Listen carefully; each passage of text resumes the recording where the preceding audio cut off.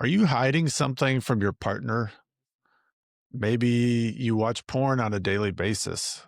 Maybe you pay for prostitutes on business trips. Maybe you're having an emotional affair at work, or you're hiding resentments, like you can't stand that your wife has put on weight, or you can't stand her overspending. Maybe you're burying your dreams, like the fact that you want to play music instead of be an accountant. So, welcome to the Nice Guy Show. I'm your host, Ari Graff. I'm joined by my co host, Faisal Kokar and Chuck Chapman. So, today we're going to talk about the question: what does your partner need to know? Or should you tell your partner everything? Because I think that a lot of couples have this idea in mind. You should tell your partner everything. They're your best friend. So, you know, should you tell your partner everything, Chuck? I think there's a difference between telling them everything and hiding things. And I think, should you tell them everything? I don't think you should tell them everything, but I also don't.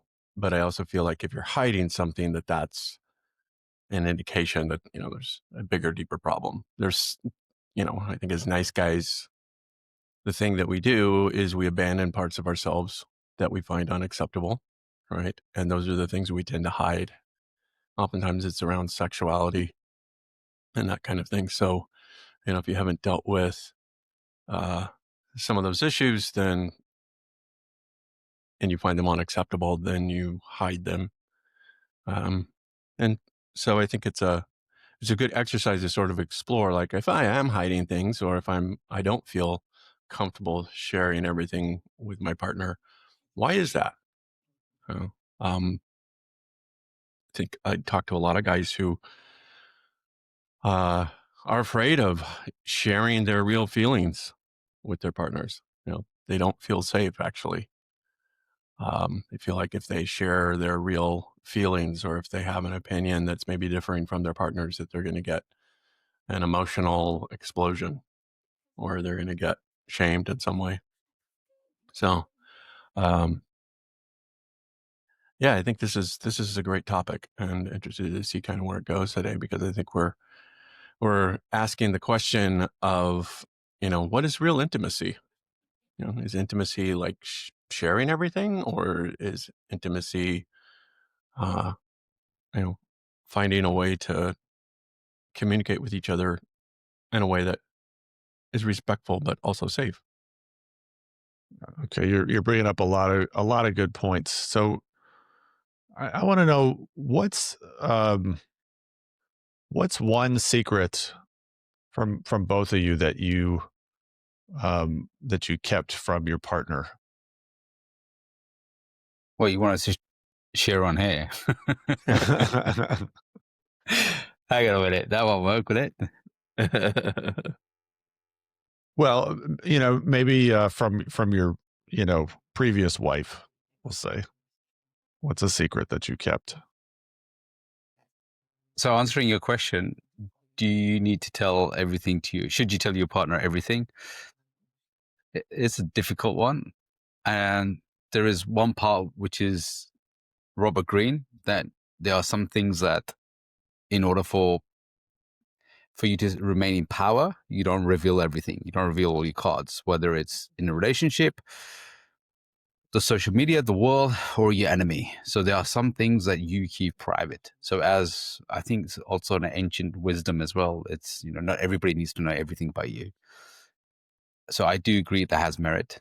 Even Esther Perel, when she was talking about intimacy and relationship and cheating, and she said, sometimes you have to think about, does this information going to help the relationship in the current state and its future? And then she said, you have to really have some discernment and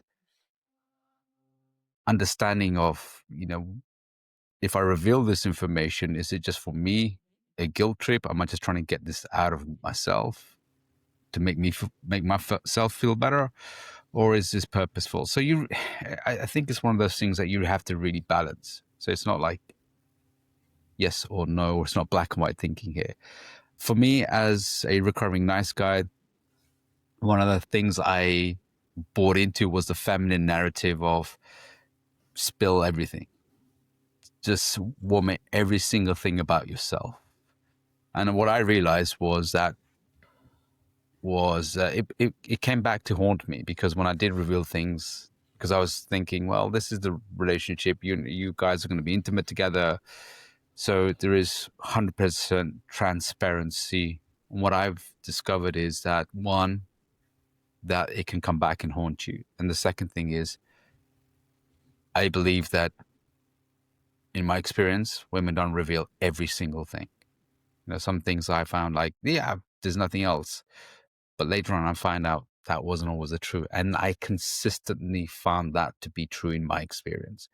And I've consistently found that to be quite true in my clients' experiences too, and also the guys I know. So there are some things that people hide, and they did really well.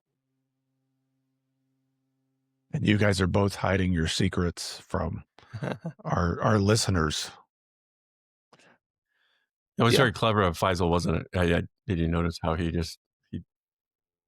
didn't answer the question? Yeah.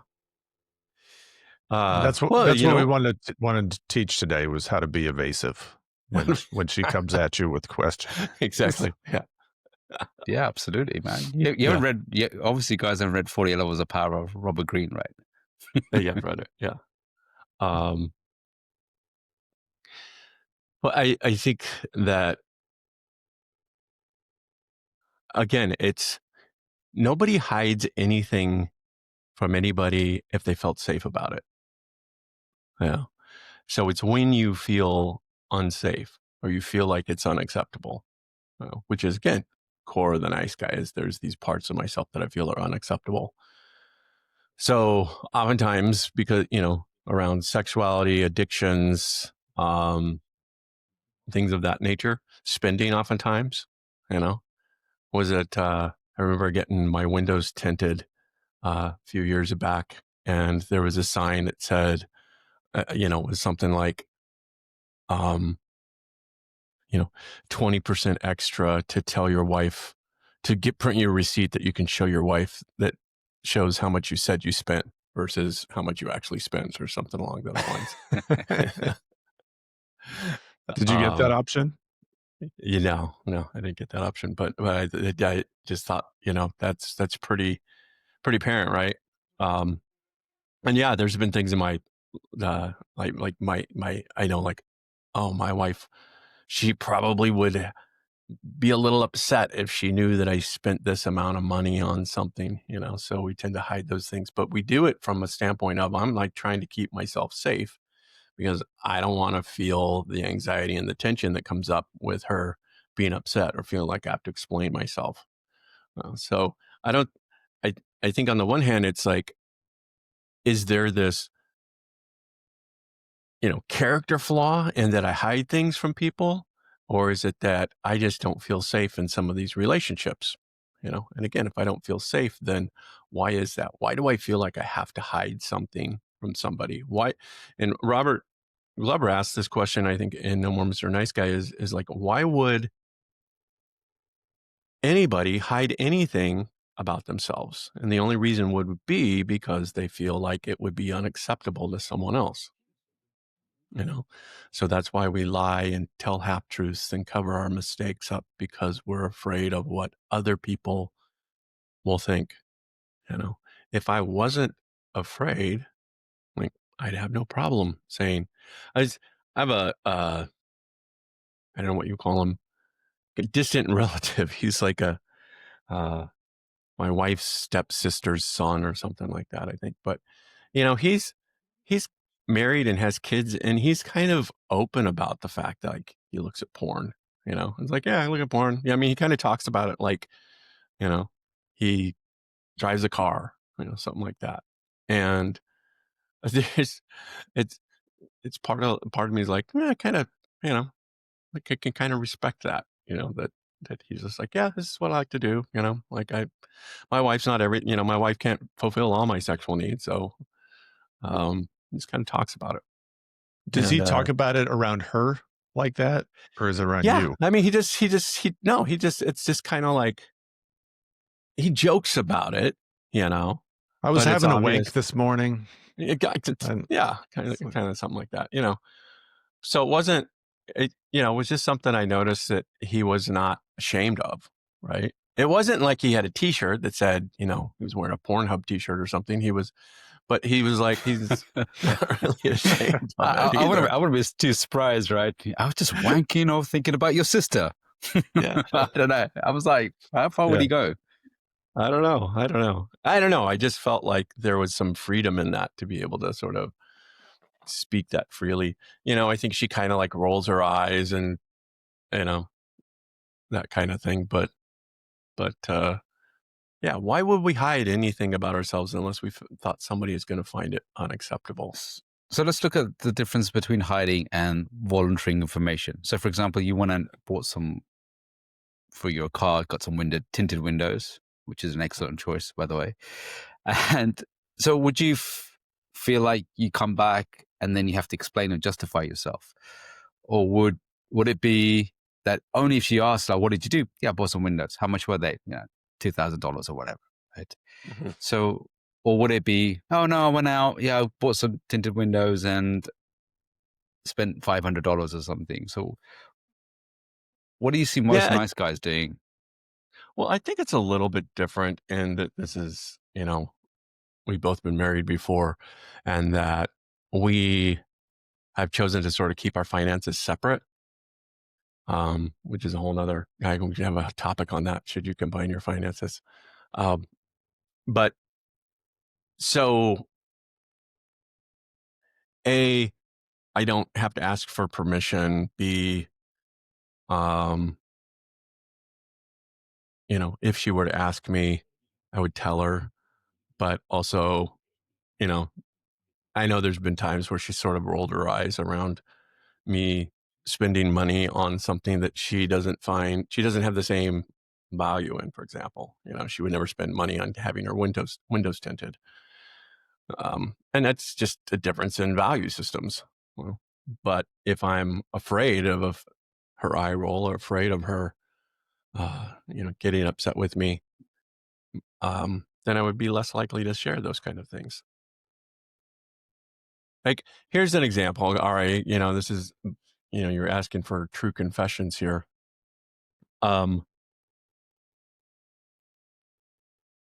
My wife is way more healthy than I am oftentimes in like eating things.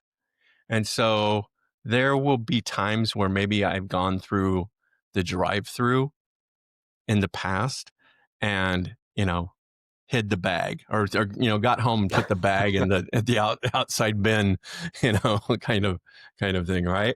And it's because it's been an issue with us in the past where she, I feel like she kind of sometimes food shames me.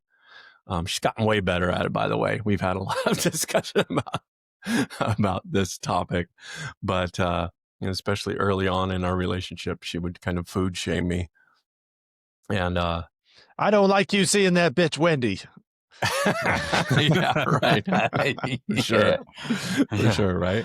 But Licking your because of lips that, there. those are the things that I would hide that, right? And I'm like, I'm a grown ass man, and I'm hiding my Taco Bell bag, Um, but it was just like I just didn't want to deal with it, didn't want to hear it. But it was in like if I knew she didn't care, or even if she encouraged it, like imagine if your wife was like, "Oh, you look at porn? That's amazing. I love that you look at porn. Look as much porn as you want. And every time you look at porn, tell me about it because it turns me on."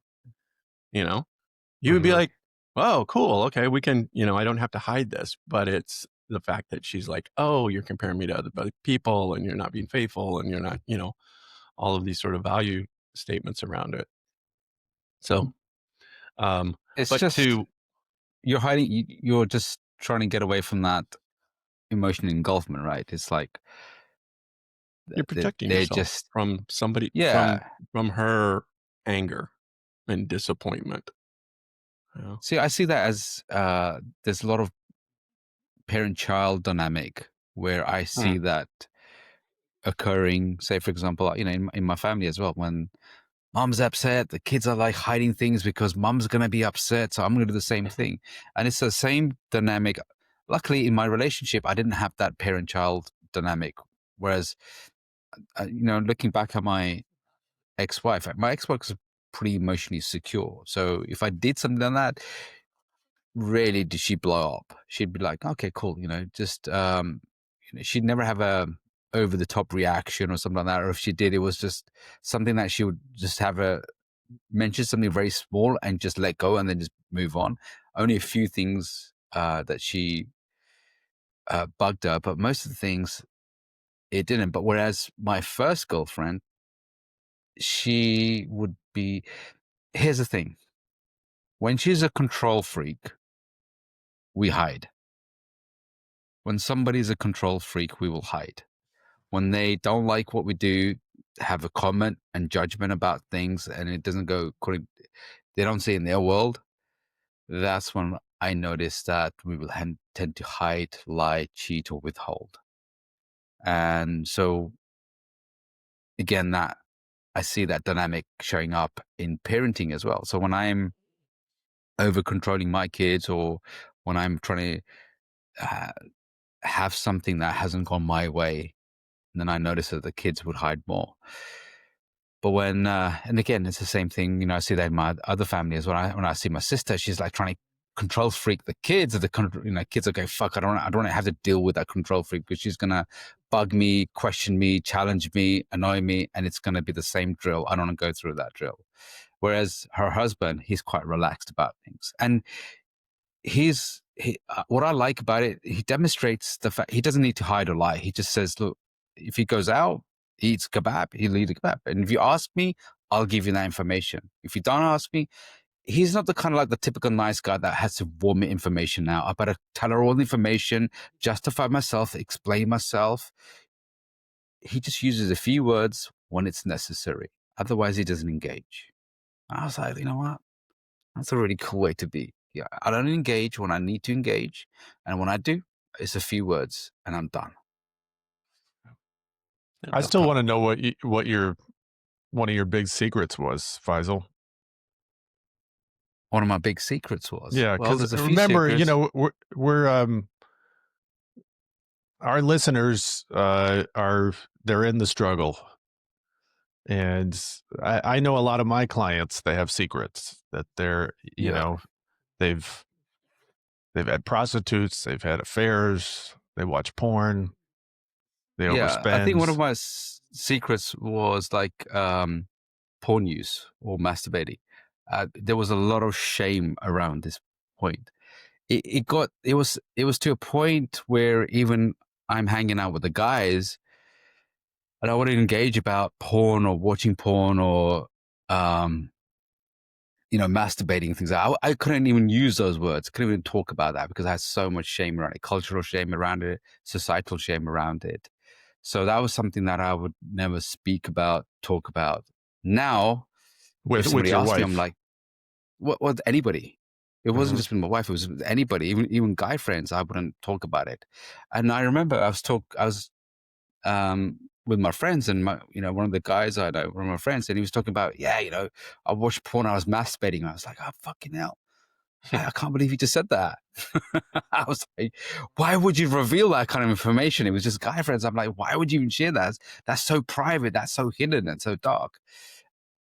Over working on my shame fracture, when I was working on this part of, one of the things I learned about growth is if you don't own it, it'll own you. So that was one of the things I was like, yeah, cool. I watch porn. I masturbate. No big deal. And then I used to get like character assassination. Yeah, sometimes I can be very controlling. Sometimes I can be quite autistically controlling, OCD, ADHD on situations.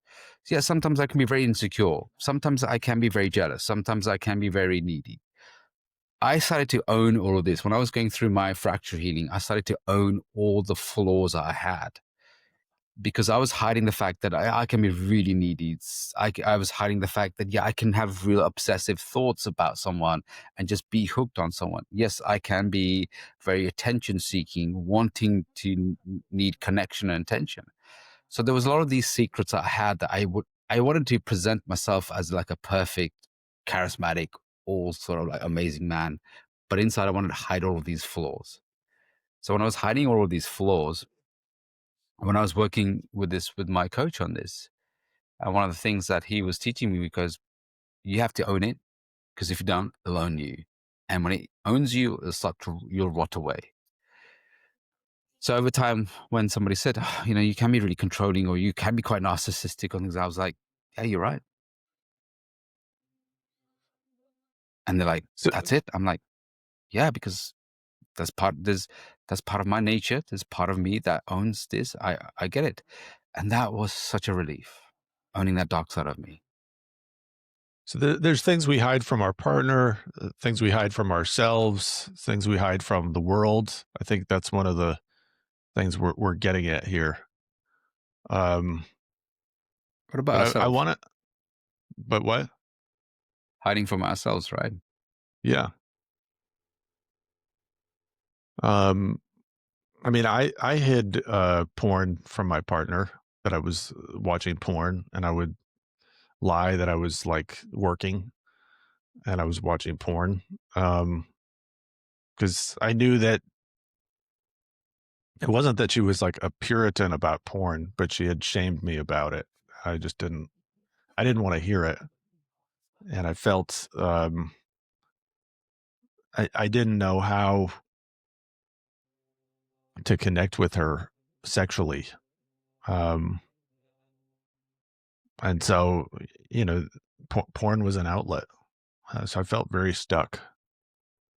Um, and I didn't feel like I could have a conversation about it, so this is one of the secrets that I kept, even though it was kind of an open secret that we just couldn't talk about. Um,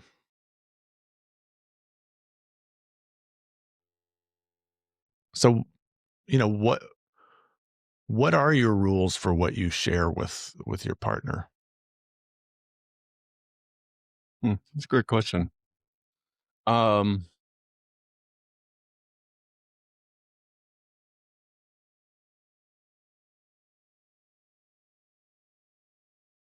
I I don't know that I have like a written down set of rules necessarily, but I've made some sort of like internal commitments to myself. If she asks me a question, I'm going to tell the truth.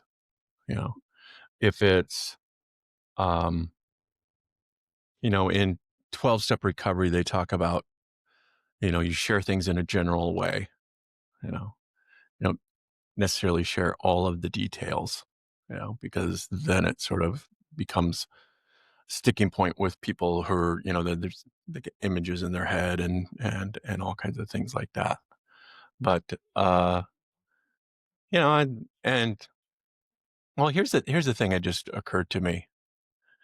There's a difference between sharing information and confession.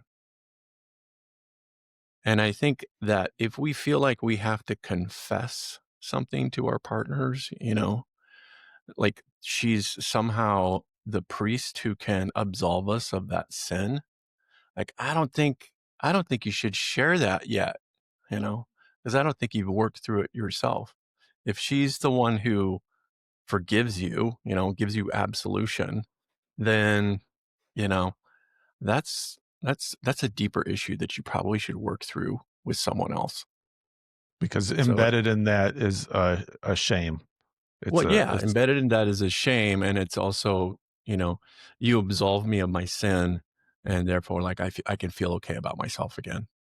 And I think that's part of where it comes down to is like, I don't feel okay about myself if I share this with you and and you're like, oh, that's no big deal. Okay, now I have permission to be okay with myself again. So You that's know, going back to getting that validation and the approval validation, from right? her rather than internal. Right. And I think sometimes nice guys will have the shame that they're holding and feel like the only way they can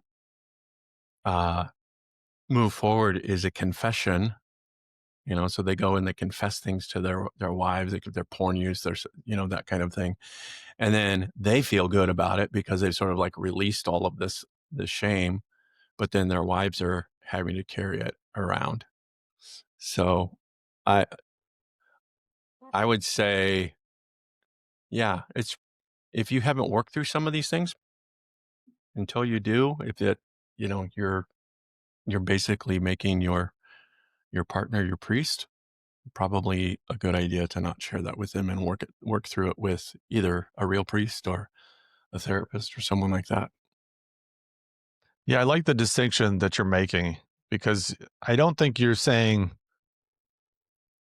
that we shouldn't be accountable to our partner. Yeah. And I Yeah. think Yeah. you can take accountability, you could take extreme ownership, Mhm. or um but that's different than the shame base of doing a confession. Right. Right. Yeah. Yeah. Confession is very much like a outpouring of this, like, oh, see what a terrible person I am. It's kind of a victim puke type of thing. And yeah, that's not that's also not really good for, I think, the relationship long term. The flip side of that is, because I've had clients and in past relationships have had uh, you know, things that I hide, that I've hid, the deeper parts of myself. And the question that was asked of me was, can you hold this for the rest of your life? Like, if you had an affair and your wife never found out about it, can you hold that information from her for the rest of your life? And will that affect your ability to be intimate with her?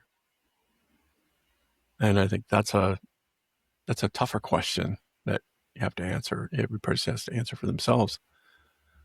But if you, I really wanted to ask you guys that. Do you think that's not a one size fits all answer? Do you think it's something the individual has to come up with? what I've found in working with a lot of guys and myself is that truth has a way of coming to the top, you know, and it it's I've just seen this enough times to know that at some point, if you're holding something that's that big, at some point, she's going to feel it in some way, and there's going to be a disconnect in the relationship. And B, um, yeah, I know Esther Perel, Faisal, we're talking about Esther Perel saying, but also I feel like other, I've seen it go both ways. I've seen guys who have had confessions and do the work, right? Not confessions, but expose their affairs to their partner and then do the work, have a thriving relationship that's healed. There's scar tissue there, but it's healed and they moved on. I've seen other guys who have held it and then the relationship blows apart for other reasons. So I don't coach So guys to one answer way or that the other. I question, just ask that if question. you It's like, can you hold it? You know? so it's not. So I guess the answer is, there's no one size fit all. There's always different. It's not black and white, is it? Whether it's this way or that way. But I answering your question, Ari, I think that like withholding or lying. So, for example, one of the rules I would have is, if I ask a direct question or she asks a direct question, is to answer that directly. So that's the rule I have. So if I wanted to find out about something, here's my question. And especially, when you're starting off the relationship, there'll be things that you'll be wanting to ask about each other. And there will be things you'll probably want to hide from at the beginning. So my rule, and some of the practices that I've been doing now, is just saying as it is. And then it's up to the person whether they see you, whether they like that or not. If they don't like that about you, at least you found that out in the early stages of your assessment rather than getting entangled. So at the beginning of the stages, there's always going to be questions that you guys are going to ask about each other, and then just be direct about it. Expose yourself as in answer those questions that will have an impact. And I think one of the things that especially nice guys are, especially in the beginning stages of dating and courting, is that they're so taken in by the dopamine of stuff, is that they're failing to assess. So one of the sayings I have now when I'm working with the guys is, stop trying to impress, just start assessing more, assess more, ask more questions, get deeper into your history, their history as well, and find out more about the person rather than trying to impress the person, going on grandiose dates and spending money on them, lavish stuff like that. Just start assessing more, ask yourself more questions that are important to you. So, for example, things that are important to me is like, how did you guys break up? What was your ex like? If they have kids, are they amicable? What are you like with family around you? How important is that? What are your friends like? So those are things like, what is your sexual past like? Those are questions I value, and I value the honesty and transparency between them. If she's got questions that she wants to know, I will give out direct answers. If I want to hide that, that means that that there's more work for me to do, and that's not the right person I'm with. So you have a pretty open book policy with people that you're Yeah. seeing? Yeah, now I do. Not I didn't before. So before the work, so that as I'm getting older, more transparent, the more I'm getting comfortable with getting comfortable in my own skin. It's like, this is me. This is how I did things. This is how my flaws are. So I guess I'm far more comfortable if somebody likes me or not. I'm okay with it, right? Yeah, it might hurt. I'm okay being rejected because I'm more comfortable in my own skin and myself. So if Uh-huh. somebody doesn't like my past or something, I'm like, okay, cool, I get it. I'm not going to be for everyone. Just like you might have things that might not align with myself. So my policy is that I want to quickly get to good assessment as fast as I can without all the distractions from it. Because now I'm nearly 50, I haven't got time to waste. Another has she.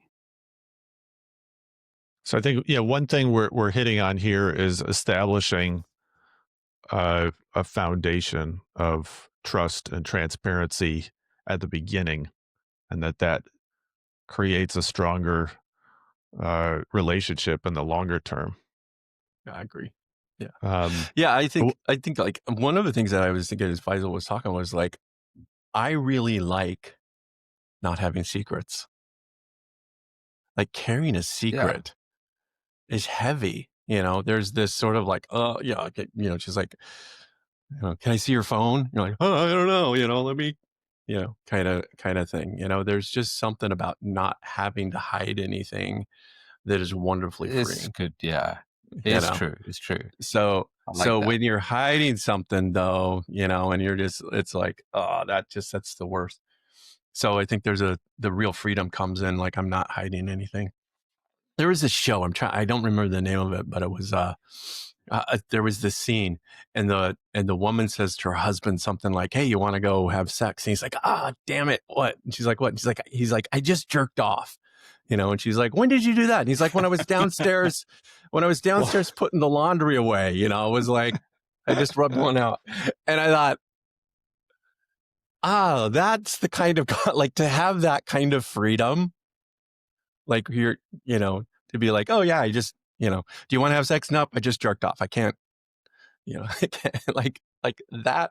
That's power. That is Right, such power. That right, is, do you know right. what? That power equates to And such he freedom just was, they because were just laughed about it, in the show. I know it's Hollywood, but yeah, but you're right. so I was on the dating app yesterday and I came across this profile and it was She said in her profile, I have some vices, but I'm not perfect. And she, I think, listed one or two vices on it.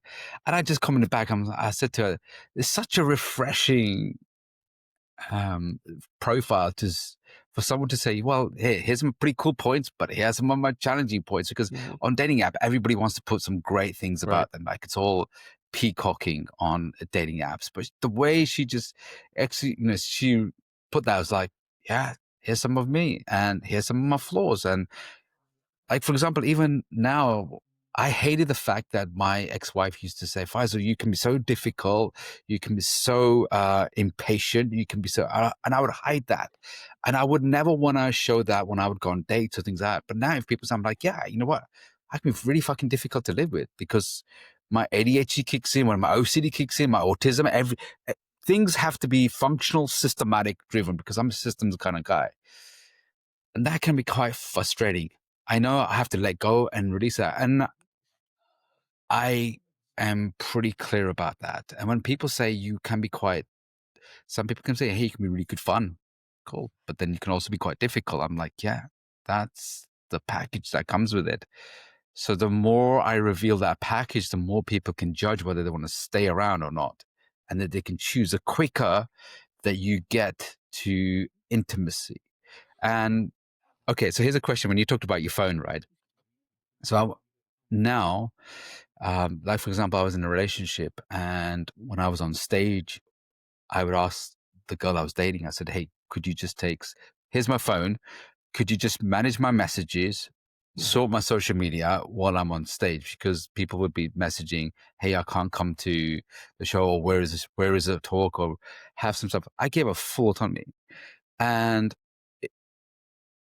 and it was such a relief just to give her the phone and say, and then she went through the messages. She goes, "Who are these girls?" I just told them who they were. Mhm. And she was like, "Oh, okay." Because before I would have hidden the fact, "Oh yeah, I was talking to some girls and this was like before, and there were girls in the past I had maybe slept with and things like that." I was just so transparent. Yeah, some of these girls I slept with, some of these, they're X, Y, and Z. And what I was waiting for was that disapproval, upset, Mhm. engulfment of emotions. But because I was so clear about it, so direct about it, I think she was taken aback and she was like, "Oh, okay." And then it just moved on. I think So would you what give? we're pointing out here is that when you have secrets or when you feel like you can't tell your partner everything, you don't have freedom, you know? And I think, or, that sort of lightheartedness of like, you know, here, I think part of it is I'm sitting here thinking about this is like, I don't like to feel like I'm in trouble or that I'm going to get in trouble. But you know what? Yeah, As a 60-year-old guy, I can't get in trouble. You know what? Anything that I do, I can just be like, this is my choice. Yeah. I paid this much money for the windows, or yeah, I looked at porn and I jerked off today, which is why I can't have sex with you right now. Like that's freedom, and to the fact of, and this is where I think as nice guys, we get into trouble is we're trying to manage her emotions, meaning I don't like when she's upset with me. That's what causes me anxiety. And so I'm trying to manage her emotions so that she's not upset with me. So I don't have to feel the anxiety of her being upset with me. But if I just have frame and go, she's upset, you know, that's on her. Like, like that's liberation and that's freedom. that's a really important point you just made, which is the more I know that's why I made it. codependent. Yeah. So the more you are, so if you're hyper dependent, you're gonna lie a lot Mhm. because you're hyper dependent on her emotions, and then you're gonna be constantly managing her Yeah. emotions. But if you're quite independent of her emotion with a healthy amount of dependency, then you can be, "Hey, yeah, I jerked off. I did this." And then Yeah. it's for her to manage her emotions rather Yeah. than you get entangled into that. And also, I think the second part, which is very important as well, is you select a partner where you can be free as well. Because if you have somebody that is incompatible with the fact that you jerked off and they have this fucking borderline kind of like reaction every time, they're just constantly triggered. It's like, okay, you're going to be constantly triggering her and vice versa. Yeah. And at some point, you will then start to hide. So I think, you guys are coming from a more, I was going to say evolved place. Like, Integrated. I think integrated. A lot of the guys listening to this may be in a long-term relationship or marriage, and there's sort of an entrenched pattern of the wife feeling frustrated with the husband. And him just owning that he watched porn isn't necessarily going to, her frustration with him isn't just going to dissolve after that individual incident, because there's been built up frustration over time. Right. And, to be fair, like I used to lie all the time in my past relationship, because I was constantly managing her emotions and, not wanting her to be upset. And so I would, if she asked me something, I mean, there were times where. Okay, the truth is finally coming out. I know, right? 40 minutes into this podcast. 40 minutes, yeah. Like here's an example, and this is, I like examples. Current relationship. This is years ago, right? And this is back when I was going to McDonald's. I was going to McDonald's. Yeah, it's about as sexy as a McDonald's store. With a pole dance, with like a stuff in it. I'm like, Wendy, come on. Yeah. Which, by the way, one of the things, and this is again kind of being open with your sexuality, is like this was way back, but for Mother's Day, I bought Jennifer pole dancing lessons. That was her Mother's Day gift. Who's your daddy? I know, right? But it's like, yeah, let's like be sexual with me, like let's get a pole. We didn't get a pole, but anyway, I digress. So I got your pole at home. Here's something to dance around. Like, yeah. So, but I'm driving home. It's a Friday, and I needed a new mouse for my computer, and I'm like, I'm going to stop at Target and get a mouse. Target's up. I don't know if you guys have Targets, but it's a big box store. As I'm pulling off the freeway to go to Target, I'm thinking to myself, it's Friday. I know Jennifer's at home waiting for me. She might ask me, why were you late? Okay. And my first impulse was to tell her that traffic was bad. Okay. Because I thought that if I told her I stopped to get a mouse, she would think that that a mouse was more important than her, and that would make her angry and upset. And it was such a stupid thing, but this thought came up, and it was like, I considered it for a second. And then I'm like, if she asks, just tell her you stopped to get a mouse because you needed a mouse for your computer. Like, it's not about the mouse. If she's mad or upset or whatever, that's on her. I got home and she didn't even mention it, that it took longer than normal to get home. But the point was those are the kind of things that it was more impulsive to lie than it was to actually tell the truth. And so I've really had to work on telling the truth in the small things, and just kind of recognizing like, oh, I wanted to lie why did I want to lie about that? Oh, because I was afraid she would be upset with me in some way. And 99% of the time, she's not upset with me. And part of this goes back to old programming from previous relationships and mother and that kind of thing, where there would be some kind of disappointment or anger or upsetting somebody. Wait, did you grow up? Isn't it? Hmm? It's a mother-son enmeshment that you're thinking, well, if I tell this, then mother's going to be upset. I don't want to be told off. Disapproval. And it's... Yeah, there's a disapproval that happens. So, yeah. I appreciate the example. I see men where they haven't transgressed in some way in their current relationship or new budding relationship, but they're ashamed about their past. Like they used to see prostitutes, or they used to be a drug abuser or a gambler. And so, that's a secret that they're keeping. And they're afraid that if they reveal that past to the new girlfriend, new partner, that she will leave. Mhm. Is that something you guys see with your guys? Yeah, it's Yeah, and totally I've fear of rejection. It's a Yeah. fear of rejection. It's where what I call is the fractured ego, where it's so sensitive towards being judged, being rejected, being ridiculed. And when you have that fear, especially, I mean, I work with a lot of guys who go out in the dating world and they will try to impress, they will try to hide their flaws because on the first date, second date, they just want to present this image that she would want to date and she would want.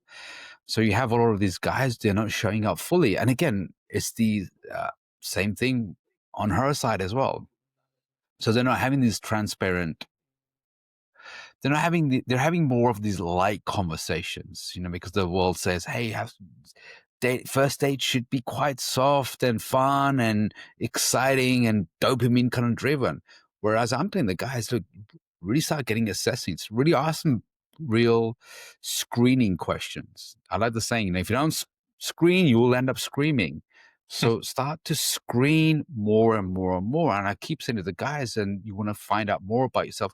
And then if she asks difficult questions about you, a lot of the guys I work with, when they started off the journey, they would same thing. I don't want to tell her that I did have struggle with porn, or I struggle with this. And I said, "Look, the first thing you have to do is work on your dark side, which is your shame side, which is owning things. Because if they don't own you, if you don't own them, they will own you and they'll start to rot you." And that's what shame work is. So when I'm starting working with the guys, is some of the things that we do practice is that's helping them to stop lying to other guys. So in a coaching environment, when they're with me, they are starting that practice of revealing themselves. And I've had guys who say, "Oh, that was so difficult. I'm really embarrassed to say this." And so what I sometimes do is just to help them get started is to show them the green light and say, "Hey guys, yeah, I really struggle with this. I struggle with this. I struggle with this." And they're like, "You did?" I'm like, "Yeah." And they're like, "How are you so freely talking about it?" So it's because that's the work I had to do, the inner work. That's healing my fractures so I can then own this. And then once I started to work on this, then I can start moving forward on this. And I said, you are not going to be 100% transparent. No one is. Even now, I don't believe everybody's 100% transparent. Not like everybody's 100% perfect. So you are going to have a lot of these flaws. You are going to be integrated. So integrated means you're going to have your light and dark. You are going to have your truth and your lie. This is how the world's going to be. This is how everyone's going to be. And then you start seeing some incredible step and changes. So it starts off with small steps in private groups like men's groups, therapy, coaching, wherever they go. Yeah, I totally agree that it's doing that work on yourself, coming to acceptance of your past and your dark side. I think is important. That's going to be communicated to. Your level of acceptance of yourself is going to be communicated to any new woman that you get involved with. But yeah, what if she does ask real personal questions on a first date? Do you just give her the whole shebang, or the the abridged version? Like what's your policy or your strategy? Direct and just tell her as it is. So yeah, she asked me questions like, "Do you use porn?" I was like, "Yeah, I used to." "Oh, did you have this problem?" Just say it as it is. Because the thing is, getting to a place of being comfortable with what you own is probably is you want to get into a place of power, and the power is like comfortable with your past. So when she does ask a question, I know I was on a recent date and she was asking like real tough questions. I was just answering them, and I was there with the energy of I'm good with you, I'm good without you. If this works out, fantastic. If this doesn't work out, I'm still good. And getting to that place takes a lot of work. It takes work. So yeah, when she asks, I'm like, okay, this is where I am. And now as I'm getting older, the more quicker I'm getting to the answers that are going to be more purposeful rather than just trying to impress them more.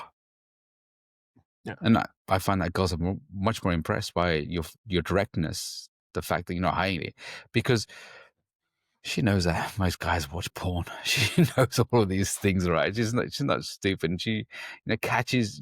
She understands that, but she just wants to test to see how comfortable and powerful and direct you are. I think another thing is, though, that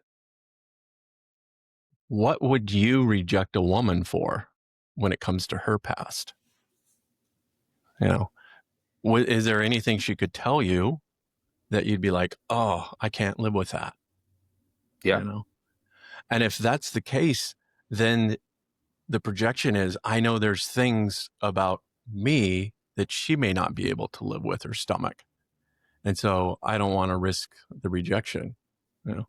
But uh, so I think in some ways it's a little bit like can be kind of a double standard, you know, like if you find, like if you met a woman and let's say she has a high body count or something like that, and it's, you're like, oh, I don't know, that I can't stop thinking about all these guys that she's been with or something like that. So I can't handle being in this relationship with her. So I got to reject her. Then I'm also going to feel like there's things that are unacceptable about me that if she finds out, she finds out that, I slept with a prostitute or I did something, that she's going to reject me. So I'm hiding these things. And I think, like, again, whenever you're hiding something, there just isn't the freedom in that, to be able to just be like, yeah, I just jerked off, so I can't have sex, kind of thing, So you want to like, get, to your deal breakers as quick as possible yeah, before yeah. before you get entangled, because I wanna because you don't want to be in a relationship, say 6 months down the line, and then she finds out there's something about your past that is a deal breaker for her, and you guys already meshed it. So there's gonna be a lot more heartache. So at the early parts, find out all your deal breakers. You want to ask her, look, what are your deal breakers? And if she says, well, there is no way I want to date somebody who's been a drug addict or someone who has a criminal record, then if you lie about that, so that means that you've already started a foundation on really rocky parts here. So what about you, Ari? Do you ask women their deal breakers?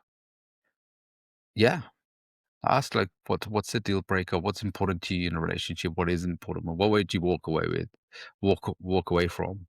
I want to find out all about these things, because on the first date, if I'm really interested in the person, I would ask a lot of questions. It's and I find that during those times of asking difficult, like these kind of questions that most people run away from, I find that they tend to really connect with you. So if something deal breaker does come up, for example, if she's got a high body, that's a deal breaker for me. Then I know that this is not the kind of person that I want to have a committed or a long-term relationship with. It might be just a relationship that I want to have friends with benefits with, or just fun. And I would be direct about that. She would tell me, here's the thing about guys, right? Some of the guys would say, well, I just want her for friends with benefits, or just want to have fun with her, but I don't want to have a commitment. But so what do I say to her? I'm like, just tell her that. I said, they're like, really? I'm like, just tell her exactly that. I only want to have a casual relationship with you. Yeah. And then Yeah. what about if you want to see other women? I'm like, just tell her that. If she asks, like, will you have sex with other women? Will you see other people? Will you date? I'm saying, just be direct. Be really, really transparent on that. And they're like, really? I'm like, just say it. And I said, probably more chances of you getting laid more that night because you're direct, unapologetic, you own your stuff. And that's the power that's really exciting. Not every woman's going to sleep with you, right? But owning yourself on that part becomes super attractive. I've told women, hey, listen, this is going to just be stay casual. If that doesn't work for you, I understand. Mhm. Yeah, I think it's just about being clear and direct and honest, from And give her from a the choice. get-go. Give her the choice. Give Yeah. her the power of sight. Yeah. What about you, Ari, on a date? Are you quite direct? I'm pretty direct. Like I think fairly often, I mean, on a first date, women will ask me about my divorce and, what happened. And I mean, fortunately, like I don't, I don't feel shame about the story, you know. I mean, I think that's because I came to terms with it, like I got my ex had an affair and she left and, What if it was could what if it was flipped though? What if you were the one that had the affair? Would that be different for you?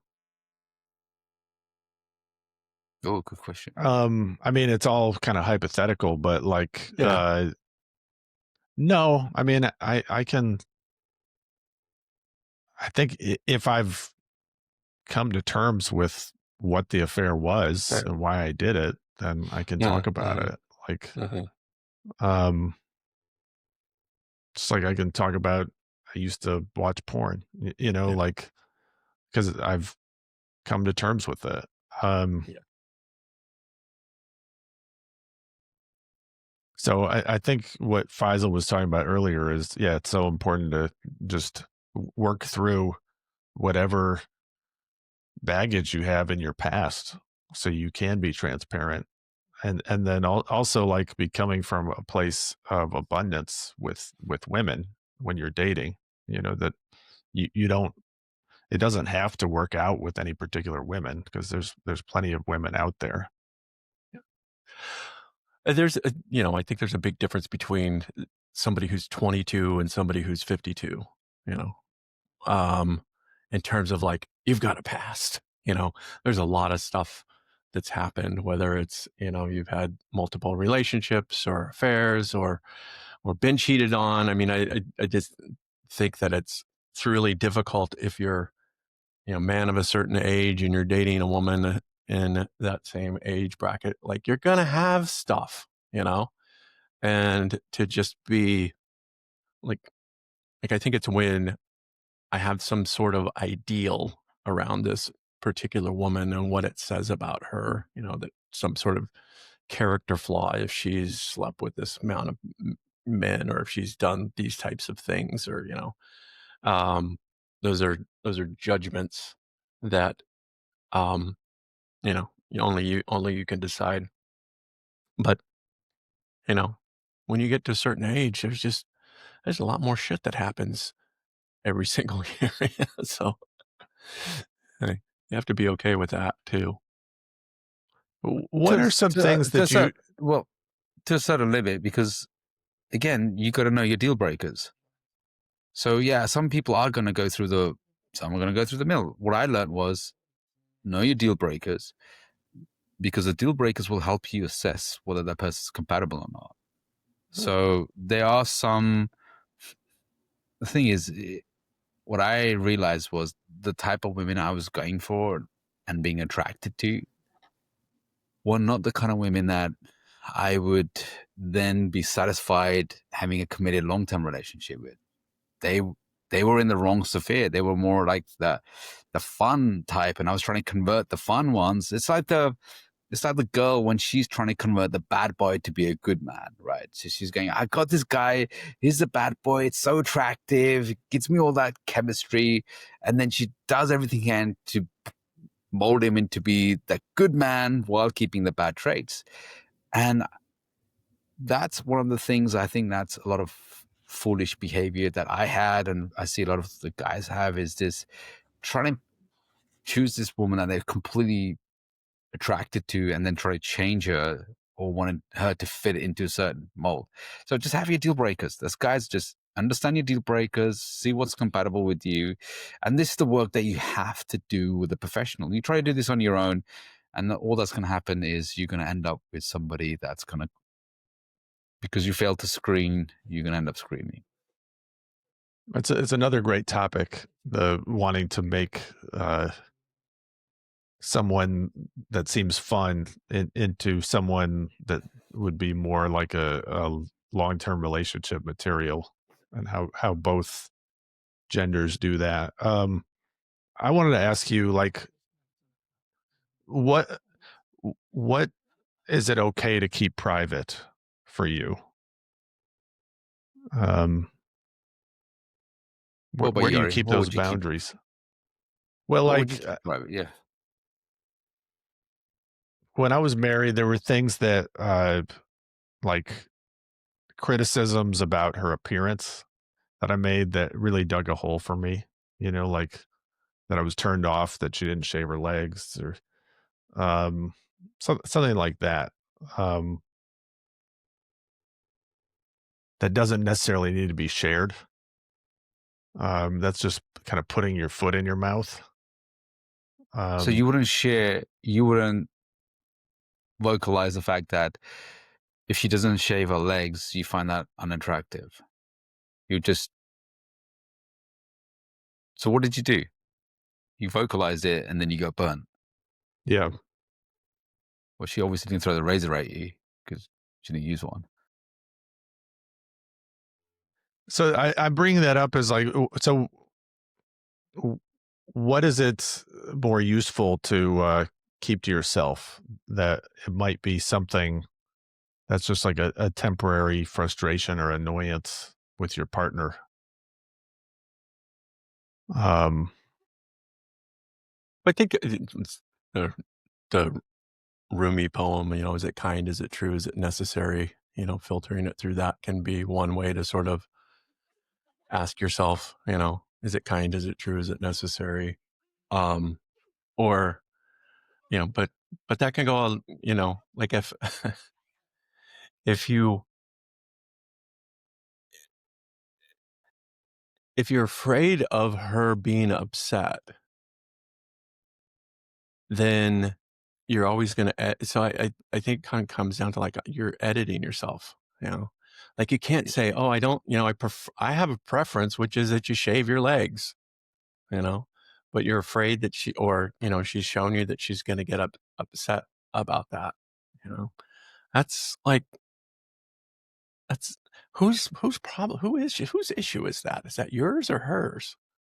I don't know. I think that, So if she says, does my bum look big in this? What do you do? Do you filter, edit yourself? Do you lie? no, you know what? I have, and I've had sort of similar conversations with Jenner about this. Like, don't ask me if you really don't want to know. Okay. Because I will always tell you the truth, even if and so it's kind of like, if you don't want to know, like but if you're asking me, she'll say, which outfit do you like better? I'm going to tell you the truth,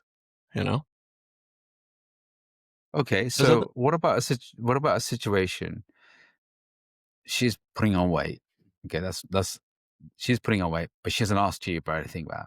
Would you stay filtered, quiet, and you're watching your loved one just go away on junk food or something? Or maybe it's not just food, maybe it's social media. They're constantly on their phone all the time or something. Would you stay filtered and quiet, or would you just speak up?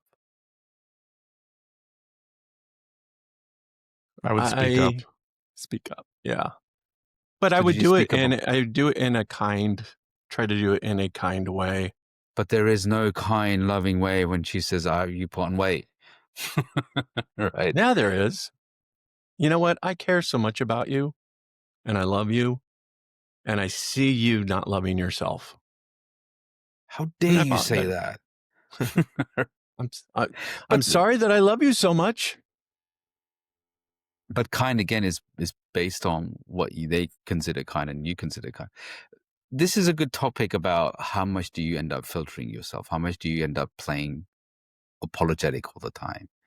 Because this is one of the things I've seen in myself and other nice guys, is that they're so afraid to speak unfiltered. And you have these women who are so strong and so dominant, and they'll just speak their truth. And the guys will just tolerate it. But when it comes to the other way around, they're like, no, she'll get upset. She'll cry, or she'll be hurt. I don't want to do that. All right, here's another example. Say you're attracted to her friend. Do you share that? Attracted to her friend, or you find her friend attractive? What's the difference? I guess it's down to like, is this like I'm thinking about her friend all the time and I'd rather be with her friend, or if it's just like, she's hot, you know? Yeah, if you think she's hot, you've probably fantasized about her. I mean, let's be honest. Well, you probably have. Yeah, I would say it as is. I've been in relationships where I said, yeah, she's hot. No big deal. But it's interesting that if she says, oh, yeah, that guy's really hot. So I think a powerful man isn't afraid to constantly edit himself, filter himself, walking on eggshells. And there are going to be times when you say something, no matter how. I remember Alison Armstrong, and a powerful man isn't afraid to be unfiltered. To speak his mind. A powerful man isn't afraid. He'll say it as it is, and not walk on eggshells. And I think this is where the growth and development has to be, because I could say something, and in your opinion, you could get completely triggered by something that could be so kind and loving. I remember Alison Armstrong, when she was doing a seminar, she had hundreds of women in there.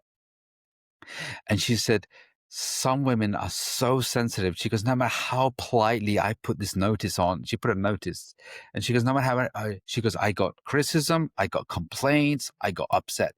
And she said, that's the growth work, is that when you're so codependent on people's emotions, you'll be constantly filtering yourself. You constantly apologetic. You're constantly defending yourself, explaining yourself, excusing yourself, rationalizing yourself. You're not living a free life. And I don't want a relationship like that anymore. I wouldn't want that anymore. And I don't want that for the other person as well, where you're constantly editing yourself. Yeah, of course. You had a wank this morning? Fantastic. Fine. Say it as is. Yeah, I think I know the difference between fantasy and reality, though. So, like, my wife has attractive friends, and, as a man, you can't see an attractive woman without indulging at least in some sort of fantasy, right? But like, I would never, ever do anything with them, and I'm sure that my wife has seen my friends that are attractive, and there may be an impulse inside of her that goes, I wonder what it would be like to be with this guy or something like that. I don't get jealous over that, because I'm really secure in the relationship that I have with her. Like, I know she's not going to cheat. I know I'm not going to cheat. And we can almost joke about those kind of things. We just sort of, I'm not going to say this because I'm telling secrets out of school, but Tell us. If it was just me, I would, but this is, it's a her. Ari, stop the record button now. And then, yeah. Oh, Chuck, yeah, stop. It's not recording now. Yeah. But it's her thing. So, but I'm not threatened by it at all. because I know it's a fantasy. But you And I don't have fantasies. compulsively share those thoughts. Yeah, no, but we might joke about it a little bit, you know, in a playful way. Because I think when you hide it and when you're saying, you know, oh, I don't think any of her friends are attractive. It's just bullshit, you know?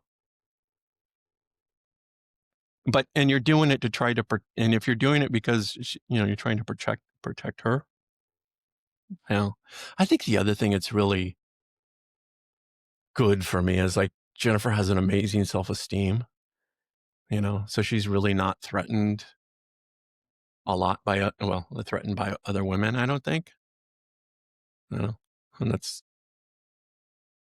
What about you, Ari? part of her strength. Would you, if you, have you ever been in a situation where she said, "Oh, what do you think of my friends?" Have you been like, "No, they're all ugly. You're the most beautiful one." Have you ever done that, or have you been direct about it? Yeah, that's uncomfortable. And I like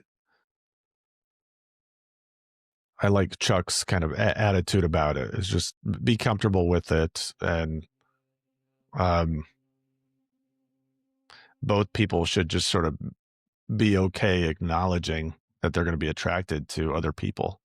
Like I think that's the best kind of culture to create in a relationship, as opposed to pretending something else. I think what I found difficult in the relationship when she made a big deal of somebody. So it's like, oh my God, you Sure. see, like over the top. And it was like a real, like, it just, it was more of a adolescent, childish, like teenager kind of reaction. And that used to really grate on me. That used to make me feel really insecure. And I've been with some girls, more women, I would say, who had been like, oh yeah, he's attractive. And then just, cool. It was a thought, done, moved on.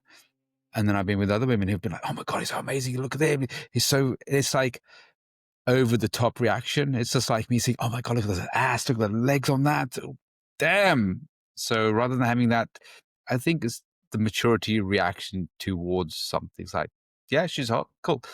And then just move on. When the foundation is not good in your relationship, then those comments can take on a bigger power. Yeah, the foundation in the relationship and in your own self as well. So there was parts, like even my sister's relationship, right? They complement celebrities, or they were, my sister was like, oh, I went to the hospital and the consultant, what a handsome, like George Clooney type of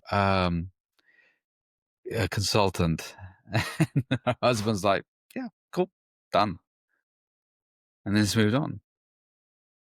I think So the other side of this for me is like, it's like her friends, yeah, they're attractive, but I've single. even said this to her. It's like, no, but I'd be like, I would never want to live with them. Like they'd be really hard to have a relationship with, kind of thing too. So if it's more than just like the physical, sexual, but it's the emotional piece of it, of like long term with no thanks kind of thing, right? They'd be really hard to have that kind of relationship with. I'm really happy with you, babe. Yeah. Well, it's always good if you can end with "I'm really happiest with you." I can't imagine.